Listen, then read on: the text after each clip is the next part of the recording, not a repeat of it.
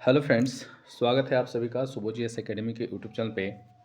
साथियों, आज का यह वीडियो राज्य विधानमंडल से होने वाला है और यहाँ से आपका बीपीएससी टीआरई 4 में भी क्वेश्चन पूछा जा सकता है। बिहार दरोगा, बिहार पुलिस या फिर सीजीएल, बिहार एसएससी जीडी, जो भी आप एग्ज़ाम का तैयारी कर रहे हैं या फिर इसमें देंगे, यहाँ से क्वेश्चन आपको देखने के लिए मिलेगा। तो आइए वीडियो को शुरुआत करते हैं और एक एक क्वेश्चन को अच्छे से पढ़िएगा।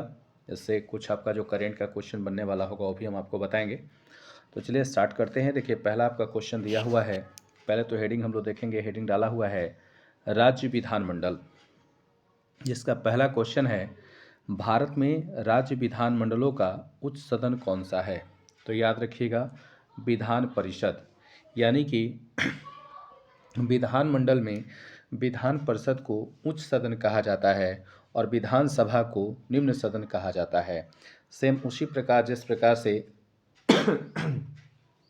राज्यसभा को उच्च सदन कहा जाता है और लोकसभा को निम्न सदन कहा जाता है, उसी तरह से राज्य में, यानी कि भारत के किसी भी स्टेट में, जिस स्टेट में विधान परिषद और विधानसभा होगा, तो वहाँ पे विधान परिषद को उच्च सदन कहा जाता है और विधानसभा को निम्न सदन।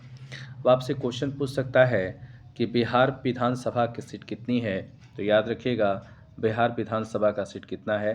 75 है। ठीक है। दूसरा क्वेश्चन पे हम लोग आते हैं। दूसरा आपका क्वेश्चन दिया हुआ है, राज्यों के वित्तीय लेखों पर कौन नियंत्रण रखता है? तो याद रखिएगा, नियंत्रक एवं महालेखा परीक्षक, जिसको आप कैग कहते हैं।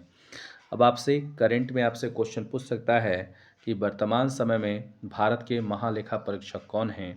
तो याद रखिएगा, के संजय मूर्ति। कौन हैं? के संजय मूर्ति। याद रखिएगा, भारत के वर्तमान में कौन हैं कैग? तो के संजय मूर्ति जी हैं। और अगर आपसे क्वेश्चन पूछे, राज्यों के वित्तीय लेखों पर नियंत्रण कौन रखता है? तो याद रखिएगा, नियंत्रक एवं महालेखा परीक्षक रखता है। राज्य में उच्च सदन यानी कि विधान परिषद की स्थापना या समाप्ति संबंधित राज्य की विधानसभा द्वारा पूर्ण बहुमत से पारित प्रस्ताव और संसद द्वारा साधारण बहुमत से पारित प्रस्ताव के द्वारा की जाती है। यानी राज्यों में विधान परिषद, जिसको आप उच्च सदन राज्य में कहते हैं, इसकी स्थापना या समाप्ति कैसे होता है? तो याद रखिएगा, तो यहाँ पर जो है संसद द्वारा साधारण बहुमत से पारित प्रस्ताव के द्वारा ही की जाती है। अगर आपसे क्वेश्चन पूछे कि निम्नलिखित में से कौन विघटन नहीं होता है, तो याद रखिएगा, राज्यसभा का कभी भी विघटन नहीं होता है। ध्यान दीजिएगा। और लोकसभा का जो है विघटन यानी कि समाप्ति अनुच्छेद 85 के अनुसार प्रधानमंत्री के सलाह पर राष्ट्रपति कर सकते हैं। विधान परिषद किसी साधारण विधेयक को अधिकतम कितने समय तक रोक सकती है? तो याद रखिएगा, 4 माह तक साधारण विधेयक को रोक सकती है। ये वीवीआई क्वेश्चन है, इसे आप इग्नोर नहीं कीजिएगा। देखिए, शुरू से लास्ट तक बने रहिएगा, इसमें सारा क्वेश्चन इंपॉर्टेंट है और मैं आपको यकीनन कह सकता हूँ कि एक क्वेश्चन आपके एग्ज़ाम में यहाँ से आएगा तो आएगा। फिर से क्वेश्चन सुनिएगा, विधान परिषद किसी साधारण विधेयक को कितने माह तक रोक सकता है? तो 4 माह तक। अब आइए हम लोग कुछ राज्य मंत्रिपरिषद से संबंधित अनुच्छेद को देखेंगे और उसके विषय वस्तु को देखेंगे। तो याद रखिएगा, अनुच्छेद 163 में राज्यपाल को सलाह एवं सहायता के लिए एक मंत्रिपरिषद के गठन का प्रावधान है।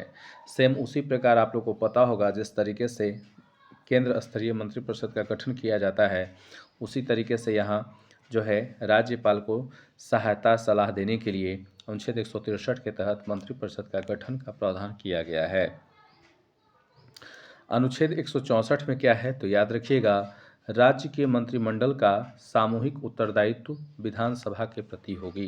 यानी कि राज्य के मंत्रिमंडल का जो सामूहिक उत्तरदायित्व होगी, ये विधानसभा के प्रति होगी और इस किसमें है?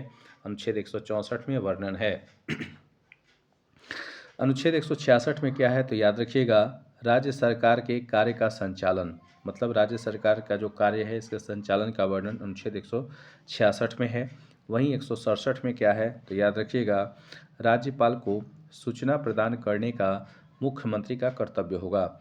मतलब मुख्यमंत्री जो हैं, देखिए भारतीय संविधान में ऐसा प्रावधान किया गया है कि राज्य में शासन व्यवस्था कैसी चल रही है, इसका सूचना जो है मुख्यमंत्री राज्यपाल को देंगे और यह वर्णन किस अनुच्छेद में है? 167 में है।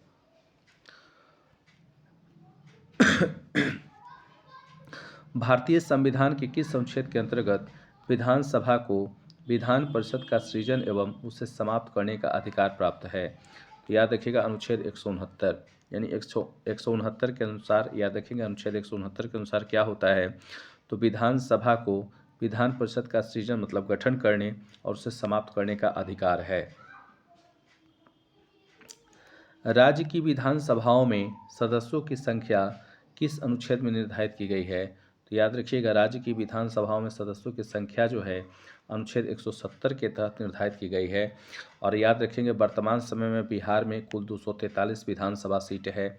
याद रखेंगे। आप लोग को कमेंट करके ये बताना है कि भारत के कितने राज्यों में विधान परिषद है। राज्य विधानसभा के निर्वाचन का संचालन कौन करता है? तो याद रखिएगा भारत का निर्वाचन आयोग। राज्य विधान परिषद को भंग नहीं किया जा सकता, परंतु इसे समाप्त किया जा सकता है। याद रखिएगा, ये भी क्वेश्चन इंपॉर्टेंट है। यह भंग नहीं होता है, इसे समाप्त किया जा सकता है। भारत के किस राज्य में समान नागरिक संहिता लागू है? याद रखिएगा गोवा में है ना। यूनिफॉर्म सिविल कोड लागू आपका गोवा में है। और अगर आपसे पूछ ले कि किस अनुच्छेद के तहत वर्णित है, तो याद रखिएगा अनुच्छेद 44 में है, समान नागरिक संहिता।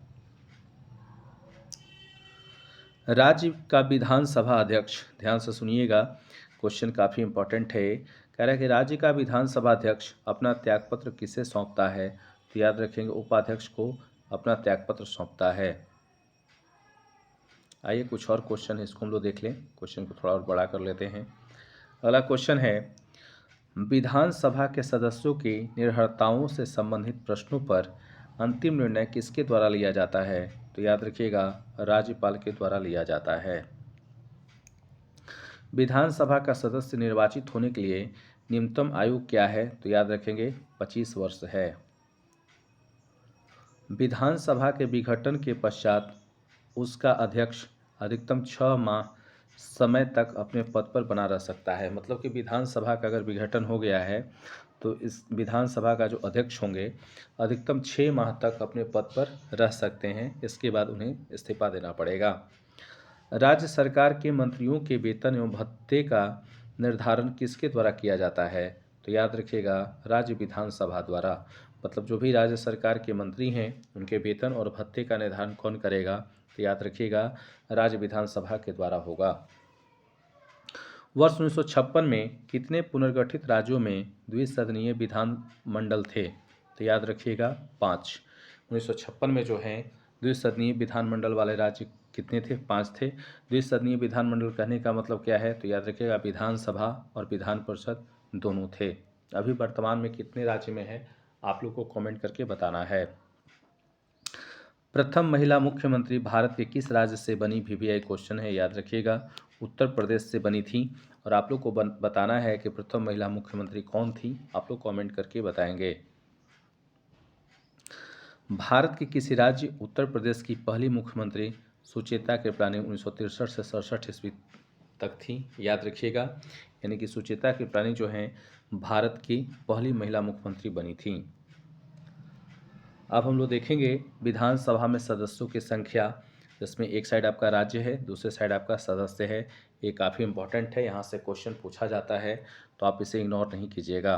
देखिए, आंध्र प्रदेश में कुल 175 विधानसभा सीटें हैं, असम में 126 है, छत्तीसगढ़ में 90 है, गुजरात में 182 यानी 182 है, हिमाचल प्रदेश में 68 विधानसभा सीट है, कर्नाटक में 224 है, मध्य प्रदेश 230, मणिपुर 60, मिजोरम 40, उड़ीसा 147, राजस्थान 200। आप सभी को कमेंट में सभी राज्यों के मुख्यमंत्री बताना है कि कौन मुख्यमंत्री किस राज्य के हैं वर्तमान में, ये आप लोग को कमेंट करके बताना है। तो राजस्थान में 200, तमिलनाडु में 234, त्रिपुरा में 60, उत्तराखंड में 70।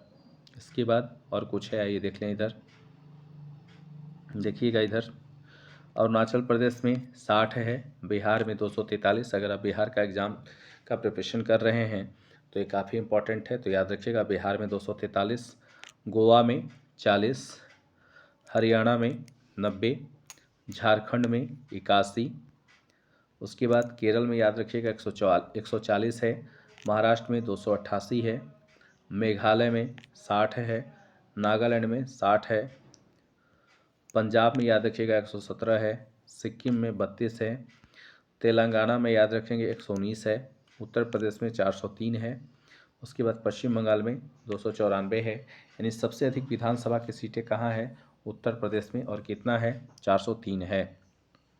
अब हम लोग कुछ केंद्र शासित प्रदेश में देख लेंगे कि कहाँ कितना विधानसभा सीट है। तो देखिए हाल ही में दिल्ली में चुनाव हुआ है, यहाँ से क्वेश्चन बनेगा, तो याद रखिएगा दिल्ली में कुल 70 विधानसभा सीट है। वहीं उसके बाद जम्मू कश्मीर में अगर हम बात करें तो 90 है, जिसमें 24 पीओके के लिए रिक्त है, यानी कि 24 जो है पीओके पाक ओकुपाइड कश्मीर के लिए रिक्त वहाँ पे छोड़ दिया गया है। ऐसे जम्मू कश्मीर में कुल 90 है। तो क्वेश्चन आपसे पूछ सकता है कि पीओके के लिए कितने सीट आरक्षित रखे गए हैं विधानसभा में? तो 24। इसके बाद याद रखिएगा पुदुचेरी में कुल 30 है।